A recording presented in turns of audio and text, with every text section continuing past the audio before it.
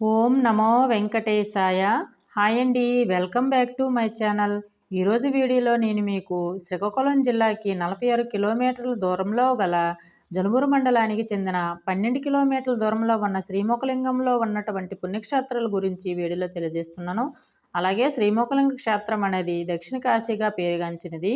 ఇక నేను ఈ శ్రీమోకలింగంలో ఉన్న మధుకేశ్వర ఆలయం గురించి నేను ఆల్రెడీ వీడియో చేశానండి. నా ఛానల్లో ఉన్నది, మీరు చూడాలనుకుంటే చూడండి. ఇక ఇప్పుడు నేను శ్రీమోకలింగంలో ఉన్నటువంటి భీమేశ్వరాలయం గురించి మరియు సోమేశ్వరాలయం గురించి నేను వీడియో చేస్తున్నాను. నా ఛానల్ని ఎక్కడ స్కిప్ చేయకుండా చూడండి, ఓకేనా? అయితే ఈ భీమేశ్వర ఆలయం అనేది శ్రీమోకలింగేశ్వరుడు ఆలయానికి ఎదురుగా కొంచెం ముందుకు నడుచుకొని వెళ్తే మనకి ఈ ఆలయం అనేది వస్తుందండి.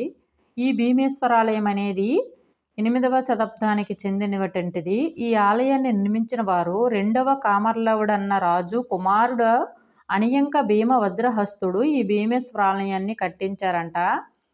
ఇక ఈ ఆలయం లోపలికి వెళ్దాం రండి ఫ్రెండ్స్.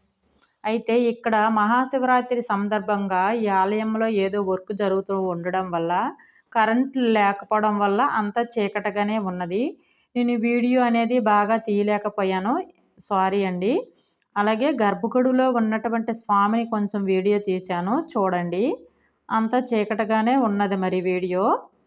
ఇక ఆలయం బయటికి వచ్చిన తర్వాత ఆలయం చుట్టూ గార్డెన్లా నిర్మించారు. చాలా చాలా బాగుంది, నాకైతే బాగా నచ్చింది. చుట్టూ మొక్కలతో ఈ ఆలయాన్ని అలంకరించారు. అలాగే మొక్కల మధ్యలో 2 పెద్ద నందులు ఉన్నాయి. నేను ఈ వీడియోలో చూపిస్తున్నాను చూడండి, ఇవి ఎంత బాగున్నాయి. ఇక్కడ ఫొటోస్ తీసుకుంటే చాలా చాలా బాగుంటుంది ఫ్రెండ్స్. ఈ నందులు ఎంత బాగున్నాయి కదా, మీరు కూడా ఈ వీడియోలో చూడండి. మరియు ఆలయ ప్రాంగణం అంతా నేను ఈ వీడియోలో చూపిస్తున్నాను చూడండి. అలాగే తెల్ల జిల్లేడు మొక్కలు కూడా ఎక్కువగా ఇక్కడ ఉన్నాయండి. ఇవి శివుడికి చాలా ఇష్టమైన మొక్కలు కదా.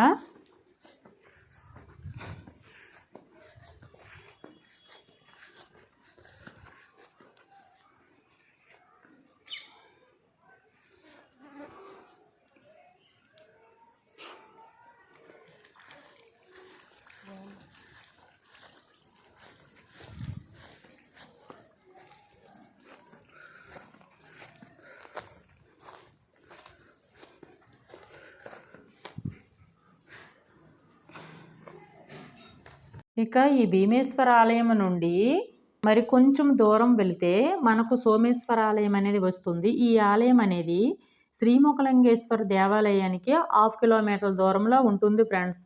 నడుచుకొని కూడా ఈ ఆలయం దగ్గరికి వెళ్ళిపోవచ్చు. మేము నడుచుకొని వెళ్ళాము రండి. నేను ఈ ఆలయం దగ్గరికి వచ్చేసాను. హాయ్ ఫ్రెండ్స్, ఈ ఆలయం అనేది సోమేశ్వర ఆలయము. శ్రీమోకలింగేశ్వరుడు ఎంత ఫేమస్సో కూడాను చాలా ఫేమస్. అక్కడికి వచ్చేటప్పుడు ఈ ఆలయాన్ని కూడా దర్శించుకోవడానికి రావాలి ఫ్రెండ్స్. నమశివాయ. ముందుగానే మీకు ఈ ఆలయం ఎలా ఏర్పడినది అనేది తెలియజేస్తాను. అలాగే అయితే ఈ ఆలయము ఎంట్రన్స్ అనేది మీకు వీడియోలో చూపిస్తాను. ముందుగా ఈ ఆలయం ఎంట్రన్స్ చాలా చాలా బాగుంటుంది ఫ్రెండ్స్. చుట్టూ మొక్కలతో బాగా అలంకరించారు. ఈ ఆలయాన్ని ఎప్పుడైనా దర్శించాలంటే ఈవినింగ్ టైంలో వస్తే చాలా చాలా బాగుంటుంది. ఎందుకంటే చుట్టూ పచ్చని చెట్లు, గాలి బాగా వీస్తుంది. ఇక్కడ చాలా బాగుంటుంది మనం ఉండడానికి. అలాగే ఈ ఆలయం ఎదురుగా ఒక పెద్ద నంది విగ్రహం ఉన్నది, చూడండి వీడియోలో చూపిస్తున్నాను.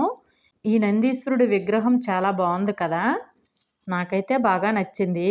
అసలు ఈ శ్రీమోకలింగంలో ఉన్నటువంటి క్షేత్రాలన్నీ కూడా రాతితోనే నిర్మించారండి. చాలా చాలా బాగుంటాయి. మీరు కూడా ఎప్పుడైనా తప్పకుండా శ్రీమోకలింగం క్షేత్రాన్ని దర్శించడానికి రండి. అలాగే నేను గర్భగుడిలోనికి వెళ్తున్నాను. ఈ గర్భగుడిలోన నేను స్వామికి అభిషేకం చేస్తున్నాను, వీడియోలో చూడండి. ఈ ఆలయము ఎలా ఏర్పడినది మీకు తెలియజేస్తాను. ఈ సోమేశ్వర ఆలయానికి గర్భగుడి మాత్రమే ఉన్నది, ముఖమండపం లేదు. మీకు ఈ వీడియోలో చూపిస్తున్నాను కదా, గర్భగుడి మాత్రమే ఉన్నది. అయితే ఎత్తైన శిఖరంపై బ్రహ్మాండమైన రాతితో కప్పు వేశారు. ఇదంట ఒకే రాయి, ఒకే రాయి అంట. ఒకసారి పిడుగుపడి ఆ రాయి పగిలి అందులో ఒక ముక్క క్రింద పడిందంట. ఆ ముక్కనే దాదాపు 50 మంది కలిసి కదల్చలేకపోయారంట. మొత్తం రాయి ఎంత బరువున్నదో ఊహించుకోవచ్చు కదా! అంతట రాయిని అంత ఎత్తుకు ఆ రోజుల్లో ఎలా ఎత్తారో, ఎలా అమర్చారో తలుచుకుంటే ఆనాటి శిల్పుల గొప్పతనం, ప్రజ్ఞ అర్థమవుతుంది. ఇక్కడ 7 నాలికల అగ్ని విగ్రహము, వినాయకుడు, కాశీ అన్నపూర్ణాదేవి, నటరాజు స్వామి, కుమారస్వామి, హరిహర దేవులు విగ్రహాలు ఎంతో అందంగా ఉంటాయి ఫ్రెండ్స్. అయితే ఈ ఆలయ ప్రాంగణంలో శిల్ప సంపద ఏకరాతిపై కనిపించేటట్లు చూపించారు. అలాగే అరుణాచలంలో నిర్మాణమైన ఉన్న శిల్ప సంపదను తలపించే విధంగా ఆలయంలో పార్వతీ పరమేశ్వరుని శిల్పులు కనిపిస్తాయి. ఈ సన్నివేశం అక్కడ అరుణాచలంలోని మరియు ఈ శ్రీముఖలింగంలోను తప్ప మిగిలిన ప్రాంతాల్లో ఎక్కడా కనిపించవు. మరియు శివపార్వతులు ఎరుపు రంగు రాతిపై ఉత్తరముఖంగా ఉండటం విశేషమండి. అలాగే మీరు గర్భగుడిలో ఒక చోట కూర్చొని చూస్తే గణపతి, సూర్యనారాయణుడు, అమ్మవారు, విష్ణుమూర్తి, శివుడు కనిపిస్తారు. అందుకే దీనిని పంచయాత క్షేత్రమని పురాణాల్లో తెలియజేశారు. ఈ ఆలయాన్ని 10వ శతాబ్దంలో 2వ కామర్లవుడన్న రాజు కట్టించాడని, అతని కుమారుడు అనియంక భీమభద్రహస్తుడు భీమేశ్వరాలయాన్ని కట్టించాడని తెలుస్తుంది. వీరిద్దరూ కళింగ రాజులు. కామర్లవుడు తన రాజధానిని దంతి నగరం నుండి ఇక్కడకు మార్చినట్లు కూడా తెలుస్తుంది. అలాగే శ్రీముఖలింగంలో మహాశివరాత్రికి 3 రోజులు జాతర జరుగుతుంది. 4వ రోజున చక్రతీర్థ స్నానాలు జరుగుతాయి. అవి ఎలా జరుగుతాయంటే శివరాత్రి అయిన తర్వాత రోజు పడి అనే కార్యక్రమం జరుగుతుంది. పడి అంటే స్వామివారి ప్రత్యేక పూజా కార్యక్రమంలో ఉంటాయి. అందులో అమ్మవారికి ప్రత్యేకంగా పూజలు నిర్వహిస్తారు. కుంకుమతో అభిషేకాలు చేసి పడియ కార్యక్రమాన్ని ముగిస్తారు. అనంతరం చక్రతీర్థ స్నానాలు. చక్రతీర్థ స్నానాలు అంటే ప్రధానంగా స్వామివారిని దేవాలయం నుంచి బయటికి తీసుకుని వచ్చి అనంతరం వంశధార నది పరిహార ప్రాంతాల్లో సరుబుజ్జులు అనే ప్రాంతంలో తీసుకుని వచ్చి లక్షలాది మంది భక్తుల మధ్యన స్వామివారికి ఊరేగిస్తారు. నది మధ్యలో 3 సార్లు స్వామివారిని నీటిలో దించి మళ్ళీ పైకి తీస్తారు. ఆ నీటిని తల మీద వేసుకొని లక్షలాది మందుల భక్తులు తిలకిస్తారు. ఫ్రెండ్స్, ఈ చక్రతీర్థ స్నానాలకి ఒరిస్సా నుండి కూడా చాలామంది భక్తులు వస్తారు. చుట్టుపక్కల గ్రామాల వాళ్ళు కూడా ఈ మహాశివరాత్రికి చక్రతీర్థ స్నానాలు లో పాల్గొంటారు. ఇక మీరు కూడా రావాలంటే ఈ మహాశివరాత్రికి మా అమ్మమ్మ వారి ఊరు శ్రీముఖలింగం. మీరు రావాలంటే తప్పకుండా రండి.